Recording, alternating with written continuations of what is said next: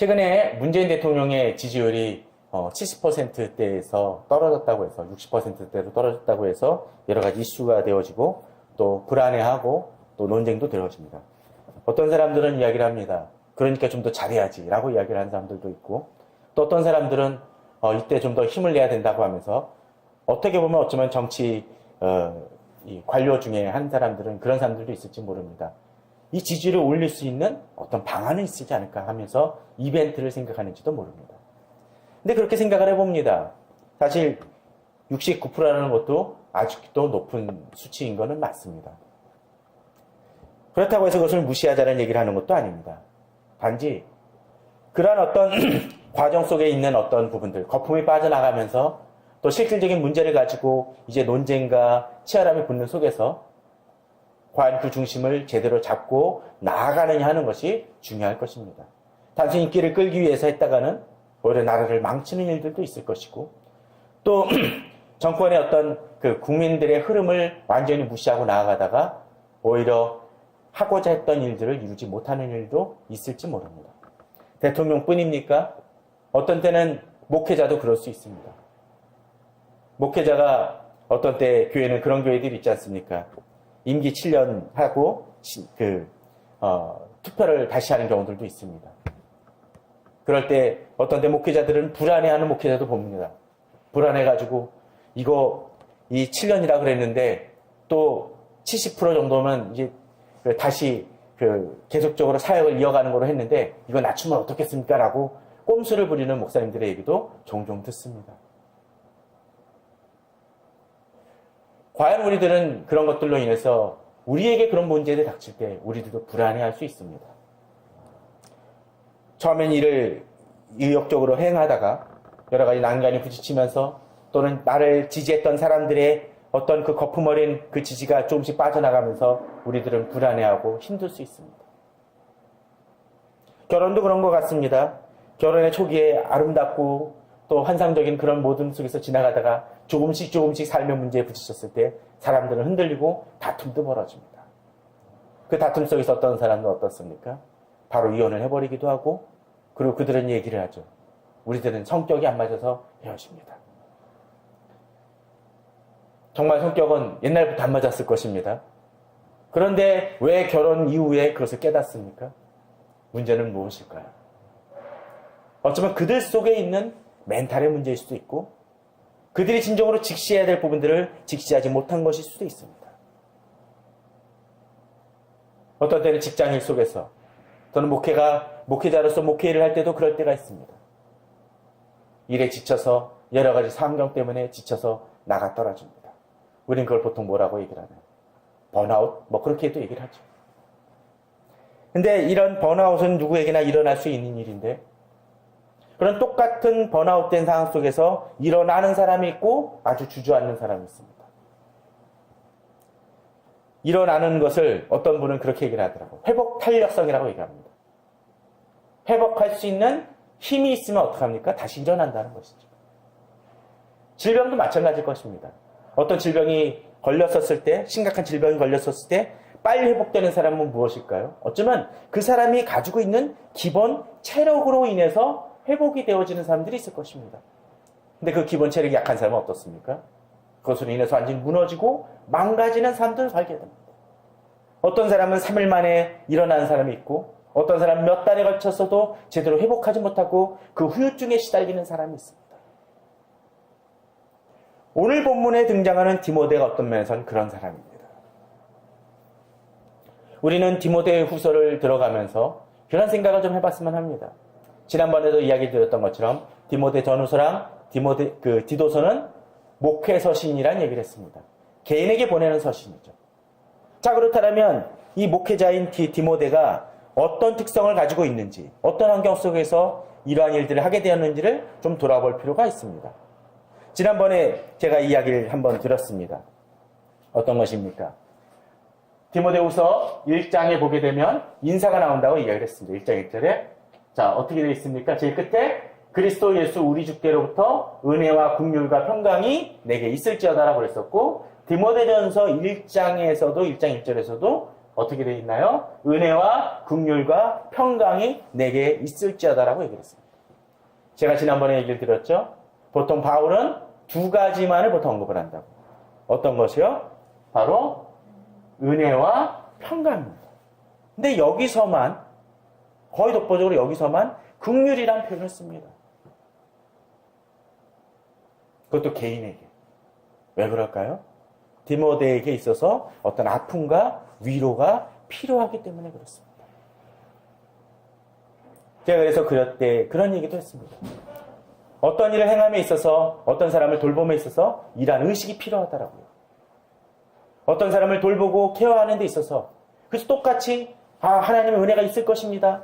당신 위로할 것입니다. 라고 이야기하는 것이 아니라 맞춤형 위로와 맞춤형 목회와 맞춤형 힐링이 필요합니다. 바울은 그것을 알았습니다. 왜? 특별히 이 사람을 귀히 여기고 존중했기 때문에 그렇습니다. 그러면 그 배경은 무엇일까요? 자, 디모데전서 1장 3절에 보게 되면 이 디모데가 있었던 장소가 등장을 합니다.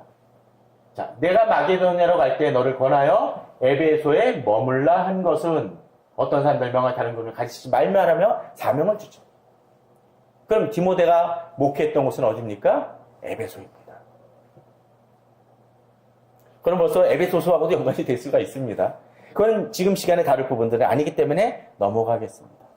자, 하나를 더 보도록 하죠. 디모데전서 4장에 보면 이제 사명을 줍니다. 내 연수함을 업신여기지 못하게 하면서 이야기를 하고 있습니다. 그 얘기는 어떻습니까? 디모데가 이 사역의 책임을 맡긴 했는데 나이가 어려서 부딪히는 문제가 있을 수 있다는 것입니다. 가끔 그럴 때가 있습니다. 부교육자들 같은 경우에 너무 젊었을 때 목회자가 되면은 권사님들이나 장로님들이 좀 오래된 교회에서는 그렇습니다. 아이고, 아기 목사 왔어요. 라고 얘기를 합니다. 또 어떤 경우는 그 교회 내에서 청년이 전도사와 사역자가 되면 어떻습니까? 그 권위를 제대로 인정하지 않는 케이스도 있습니다. 디모데의 나이가 정확히 어떤 나이인지는 모르지만 아마도 그런 부분들이 있었을 것 같습니다.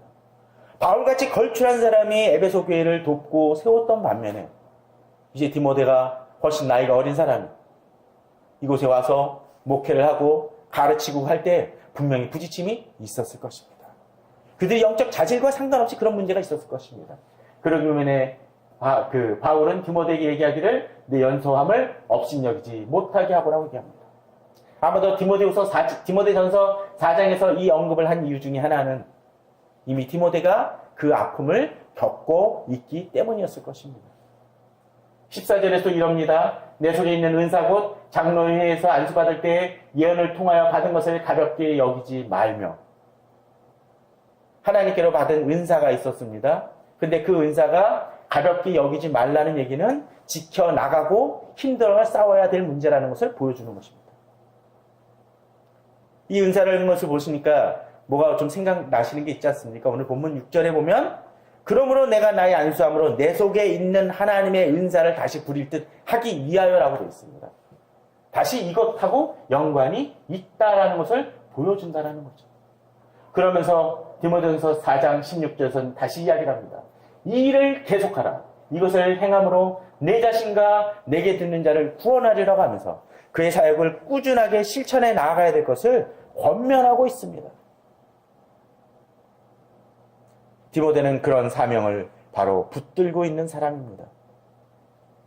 자, 그런데 이제 이렇게 붙들고 나아가면서 또 사도행전에서도 이 20장에 보게 되면 바울이 이제 마게도냐에서 이 아까 나왔던 그 본문처럼 에베소 사람들을 만나고 격려한 그 과정 속에서 디모데가 있었습니다.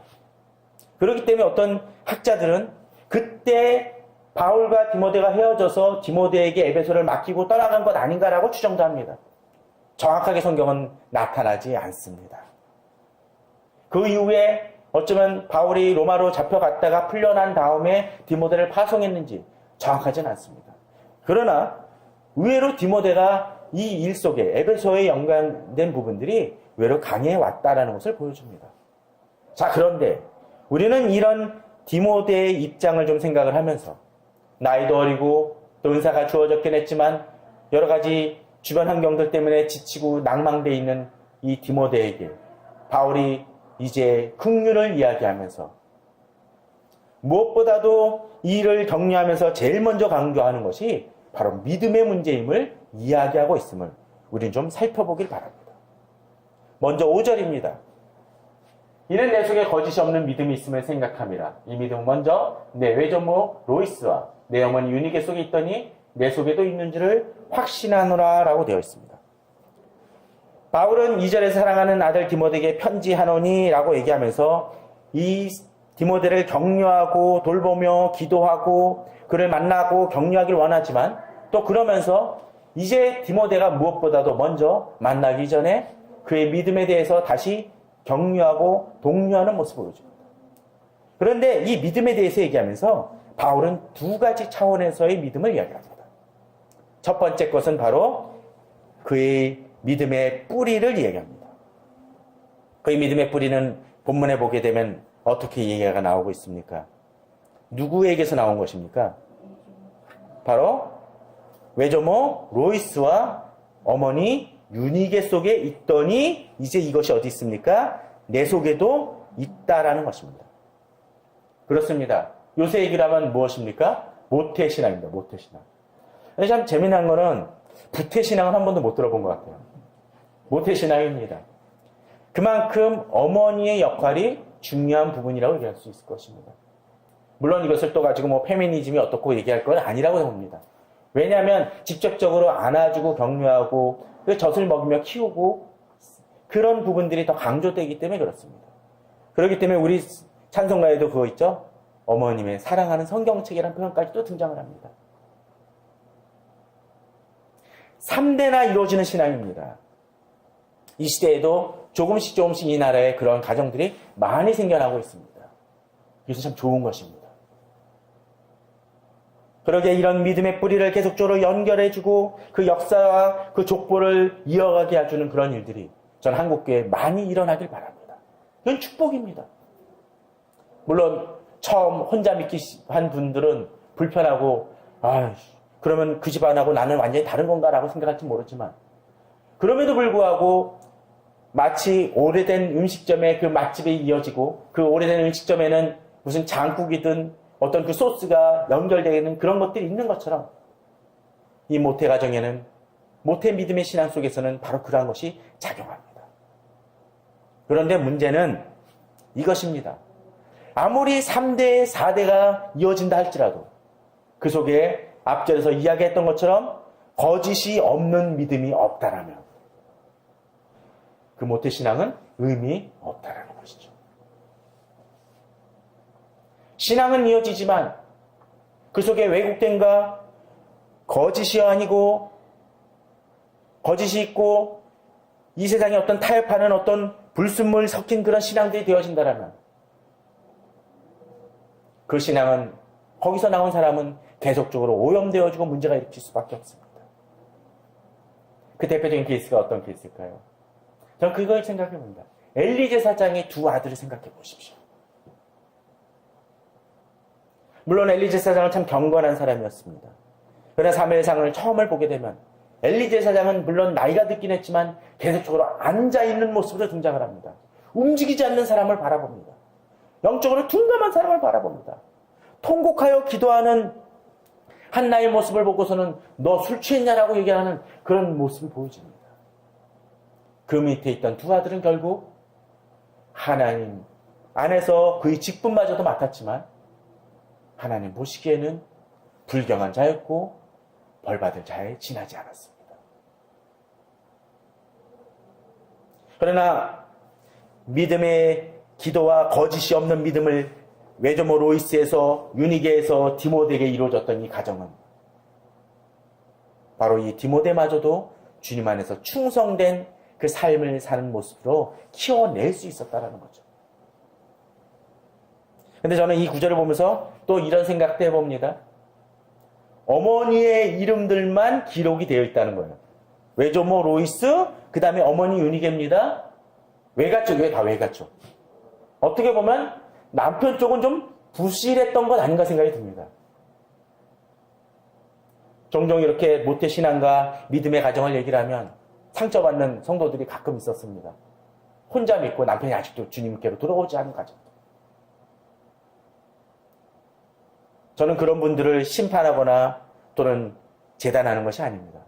단지 서로 그렇다 할지라도 그 안에서 믿음의 뿌리를 자녀들에게 주기 위해 그 부모는 힘을 써야 된다는 것이죠. 어머니가 힘을 써야 됩니다. 더 기도해야 됩니다. 저는 그런 아름다운 가정들을 열어봅니다. 이 시대에 우리에게 필요한 것 중에 하나는 바로 그것입니다. 부모님들이 이 자녀에게 진정한 거짓이 없는 믿음을 물려주기 위해서 힘써야 된다는 것이죠. 그것을 위해 기도하십시오. 교회만 맡기지 마십시오. 이 자녀가 믿음으로 잘 자랄 수 있도록 도와주고 격려해야 됩니다. 바로 그러한 믿음을 바울도 가졌습니다. 2절에 보면은 3절에 보면은 뭐라고 되어 있습니까?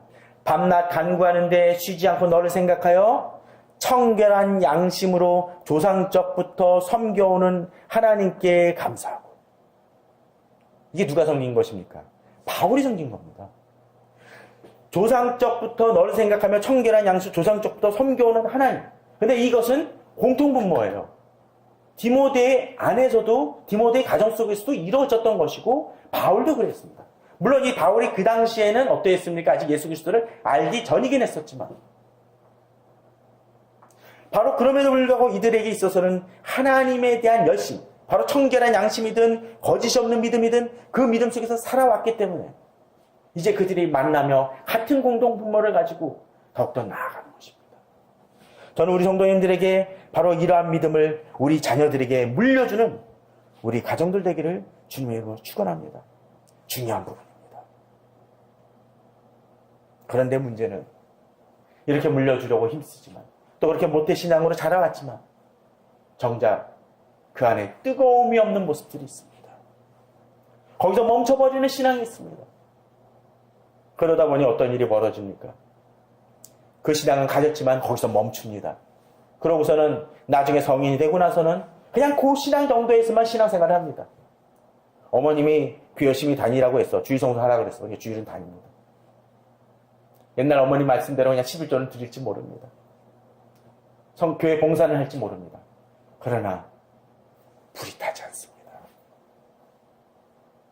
이 신앙은 도약의 신앙을 가져야 됩니다. 그걸 도와주는 신앙이 어떤 것일까요? 저는 그걸 가지고 2절을 얘기를 해보고 싶습니다. 2절에 보면 어떻게 되어 있습니까? 사랑하는 아들 디모데에게라고 되어 있습니다. 자, 그러면 이 성경을 정말 전혀 모르는 사람이 한번 생각을 했다고 했으면 뭐라 그랬을까요? 아, 바울과 그 유니게는 그 부부였나 보다 라고 생각하는 사람은 아마 없겠죠. 그러나 왜 남의 자식을 아들이라고 부릅니까? 바로 영적 관계 때문에 그렇다는 것입니다. 그리고 바울은 이 디모데를 데리고 다니면서 사역에 동참시키고 또 디모데의 연약한 점을 돌보고 그것을 극복할 수 있도록 도와주고 예수 그리스도의 복음을 강하게 심겨주고 그 은사를 그 속에 살아날 수 있도록 도와주는 역할을 했습니다. 저는 이것이 필요하다고 생각이 되어집니다. 모태신앙과 믿음의 가정 속에서 자라나는 것도 좋지만 두 번째로 필요한 것은 영적 스승을 이들이 가질 수 있도록 도와줘야 됩니다. 물론 부모가 그것을 행할 수도 있겠죠. 좋은 교회 공동체를 세워주고 또 그들이 좋은 믿음의 환경 속에서 자라날 수 있도록 도와줘야 됩니다. 얼마 전에 어디서 보니까 그런 얘기를 하더라고요. 거기도 믿음의 가정 속에서 참 잘 자라는 가정입니다. 좋은 교회에서 자라납니다. 그런데 자녀가 교회를 다니는데 그 중고등부에서 어떤 문제가 있어가지고 지금은 중고등부를 보내지 않는다라고 얘기를 합니다. 예배는 드리겠죠. 그러나 어쩌면 그들 속에 있는 신앙도 그렇게 멈춰버릴 수 있습니다. 좋은 환경을 만들고 좋은 스승을 만날 수 있도록 도와주고 그들의 신앙에 도약을 할 수 있도록 도와줘야 됩니다. 아, 우리 아이 예배 잘 드리고 있어요. 심지어 요새는 학원이라든지 그런 것들 때문에 아이들을 그냥 거기서 멈춰버리는 경우들이 있습니다. 그들의 신앙은 버리지 않겠죠. 나름의 믿음의 사람하고도 결혼을 할 수 있을지 모릅니다.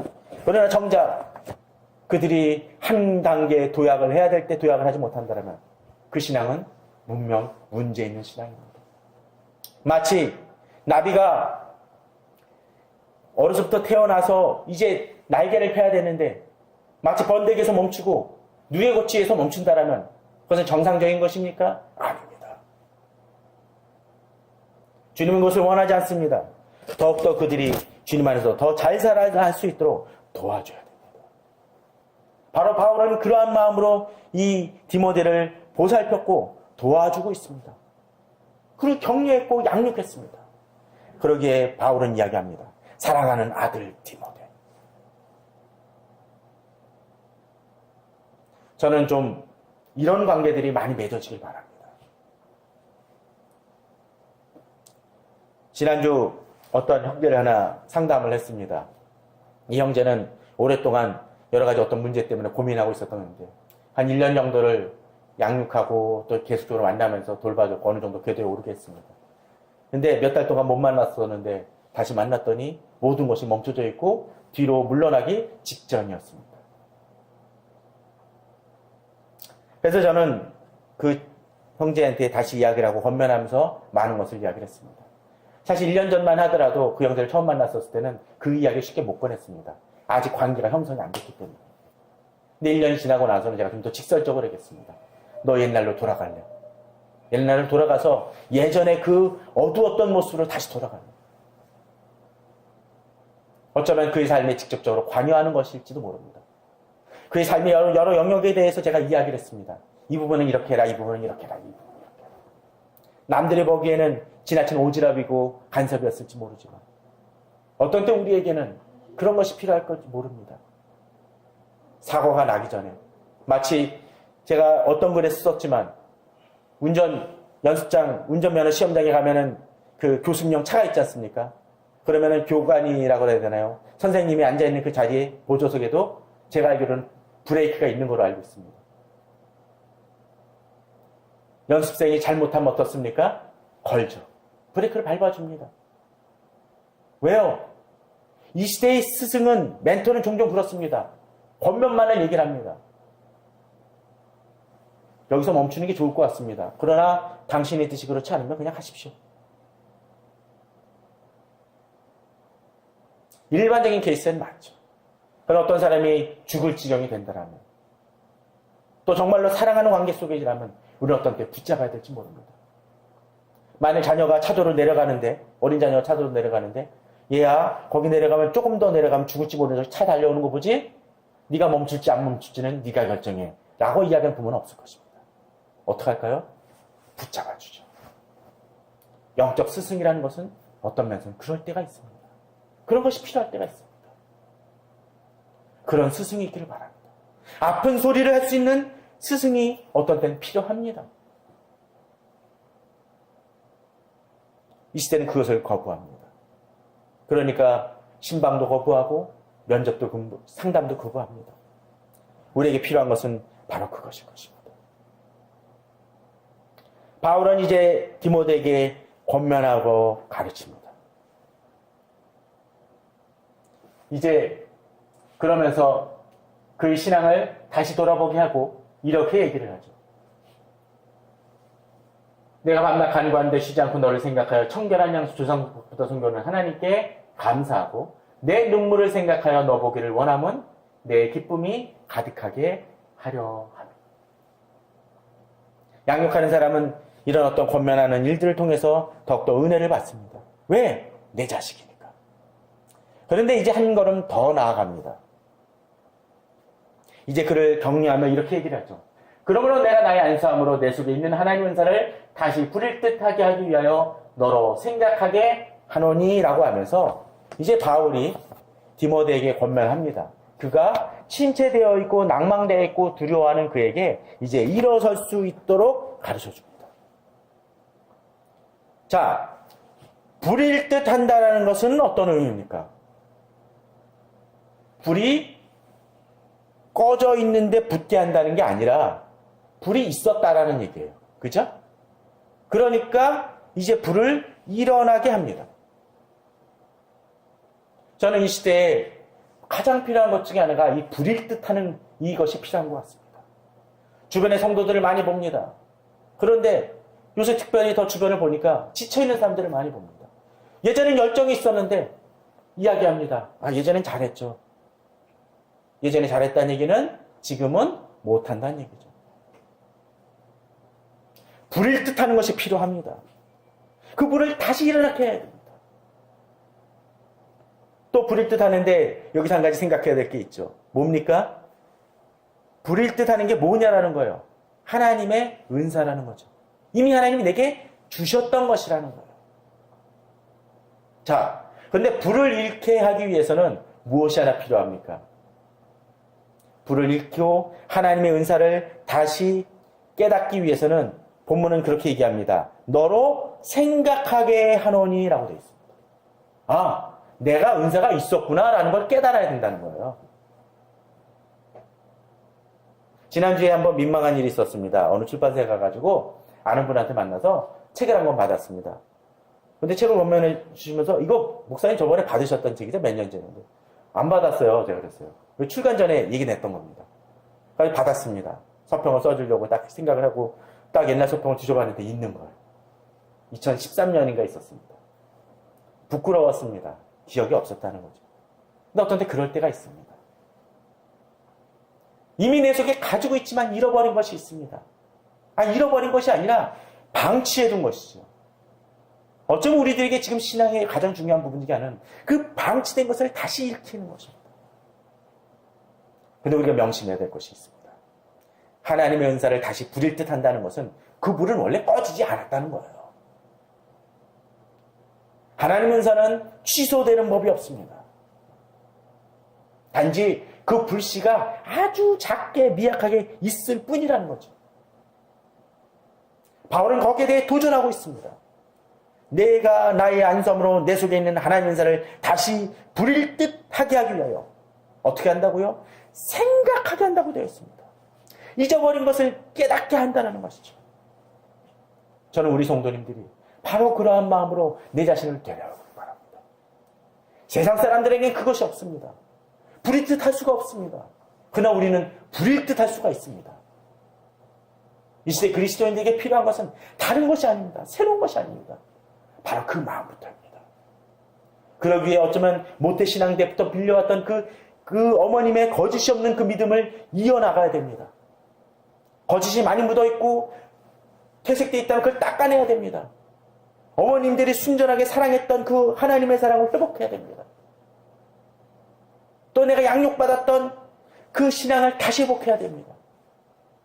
그럴 때 부릴 듯 할 수가 있습니다. 자, 그러면서 이제 시간이 좀 많이 가긴 했지만 요 구절을 다시 보겠습니다. 자, 생각하게 하노니라고 하면서 이제 이야기를 합니다. 7절에 뭐라고 되어 있습니까? 자, 하나님이 우리에게 주신 것은 어떤 것이라고 되어 있습니까? 두려워하는 마음이 아니요 능력과 사랑과 절제하는 마음. 자, 생각하게 해서 생각한 게 있습니다. 첫 번째 생각한 것이 무엇입니까? 뭘까요? 이게 아니라는 거예요. 지금 내가 가진 게 두려워하는 마음인데 두려워하는 마음은 내가 가져야 될 게 아니네라는 걸 깨닫습니다. 중요합니다. 이 시대 문제의 그리스도인들은 나약함입니다. 두려워하는 마음입니다. 내게 능력이 있다는 걸 잊어버렸습니다. 그러니까 맞짱 뜰래도 쓸 수가 없습니다. 내가 힘이 있다는 걸 알 때 싸울 수 있습니다. 내 펀치가 이만큼 강했나라는 걸 깨달아야 할 때입니다. 이걸 잃어버리니까 두려워하는 마음이 생깁니다. 자, 이제 그 다음으로 넘어가는 건 뭡니까? 가진 것을 깨닫는 것이죠. 그 가진 것을 깨닫는 게 어떤 것입니까? 능력과 사랑과 절제하는 마음. 능력은 어떤 것입니까? 글자 그대로 내게 파워가 있다는 것입니다. 능력이 있음을 깨닫지 못하니까 어떤 일이 벌어집니까? 두려워합니다. 내가 힘이 있다는 걸 알면 여기에 막 조폭이 떼고리로 온다 할지라도 싸울 수가 있습니다. 내가 정말 온갖 무술을 다 하는 유명한 사람이라면 알 수 있습니다. 그런데 그걸 잊어버렸어. 그럼 어떻게 됩니까? 주눅이 들죠. 우리에게는 하나님이 주신 능력이 있습니다. 그런데 문제는 이제 사랑이라는 부분들도 중요하다는 것입니다. 능력이 있는데 사랑이 없는 사람 뭡니까? 사람만 잡습니다. 권력만 있는 사람은 어떻습니까? 사람을 사람으로 보지 않습니다. 사람이 한 명 죽어나가도 관심이 없습니다. 이 사랑은 아주 중요한 부분. 공동체에서 이 사랑이 없으니까 다툼이 있는 거 아닙니까? 마지막으로 어떤 것입니까? 절제하는 마음입니다. 이걸 보면서 좀 그런 생각을 해봤습니다. 아무리 좋은 힘도 또 사랑도 통제하지 않으면 위험하다는 거죠. 어미새가 자기 알을 옮길 때를 보신 적이 있으십니까? 어미새가 아무리 독수리라도 자기 알을 좀 옮겨야 되는데 그걸 가지고 그 원래 뭐 물어뜯듯이 확 그 알을 물면 어떻게 했습니까? 깨져버리겠죠. 저는 예전에 집에서 열대어를 기를 때, 저희가 기른 것이 아버님이 기른 것이지만 열대어를 기를 때 이 여러 열대어들이 한꺼번에 다 모여 있는데 이 열대어가 새끼를 낳습니다. 알을 깠어요. 그리고 요만한 새끼들이 막 어물어물 다녀요. 근데 문제는 여기서 많이 벗어나면 다른 열대어들이 잡아먹는 거예요. 그럼 열대어가 어떻게 하는지 아닙니까, 어미가? 그거를 이 새끼들을 입으로 확 뭅니다. 그걸 먹는 줄 알았어요.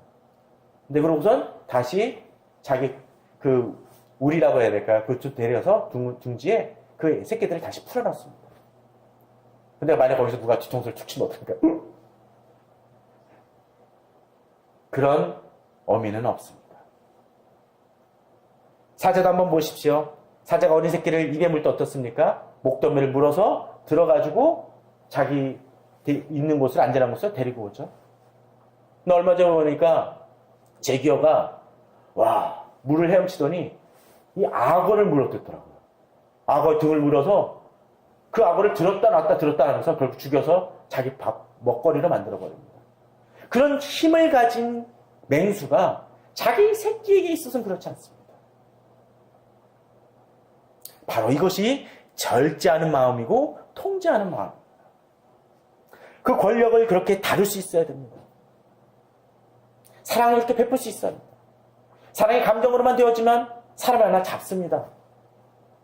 그게 바로 요새 얘기하는 문빠, 로빠라는 얘기가 그런 거 아닙니까? 안빠라는 게 그런 거 아닙니까? 잘못하면 대통령도 죽일 수가 있어요. 오히려 사랑한다는 마음으로. 펜싱 덕후가 그런 거 아닙니까? 사랑도 그렇습니다. 사랑한다는 이름으로 부모가 자녀를 지나치게 옥죄 수 있습니다. 부부 사이도 그럴 수 있습니다. 교회 공동체에서도 그럴 수 있습니다. 목회자를 추앙하고 존경한다는 이름 속에서 목회자를 죽이는 교회들을 많이 보지 않습니까? 성도들 간에도 그럴 수 있습니다. 절제하는 마음이 필요합니다. 사랑이 필요합니다. 능력이 필요합니다. 이에 대해서는 다음 주쯤은 좀 더 할지 모르지만 오늘은 여기까지만 하겠습니다. 우리 성도님들이 혹시 지쳐 있습니까? 자신의 믿음의 역사를 돌아보시기 바랍니다. 내가 저 주님의 안에서의 첫사랑을 생각해 보시고 내 믿음의 뿌리를 생각해 보십시오. 그리고 내가 과연 혹시나 그 1단계에서 멈춰 있다면 이제 도약을 하십시오. 또 한번 도약했던 경험이 있다면 이제 혹시나 내 마음에 불이 꺼져 있다면 다시 불을 일으키기 위해서 다시 돌아보며 생각하는 마음을 가지시기 바랍니다. 그 속에 두려워하는 마음이 있습니까? 우리 것이 아닙니다. 우리 속에 있는 것은 무엇? 능력과 사랑과 절제하는 마음입니다. 그러한 마음을 회복할 때 진정으로 한국교회는 회복이 되어질 수 있다고 믿습니다. 지금 한국교회에 많은 문제들이 있습니다. 어지러운 문제들이 있습니다. 진정으로 내가 가진 힘을 잃어버렸기 때문입니다. 믿음의 역사를 잃어버렸기 때문입니다. 그것을 회복함을 통해서 이 세상을 이겨나갈 수 있는 힘을 다시 회복하고 그것을 위해서 싸워나가는 우리 성도님들 되시기를 주님의 이름으로 축원합니다. 또 나의 자녀들을 그렇게 양육하시며 또 그들을 위해 기도하시고 힘쓰시는 우리 성도님들 되시기를 바랍니다. 다 같이 기도하시겠습니다.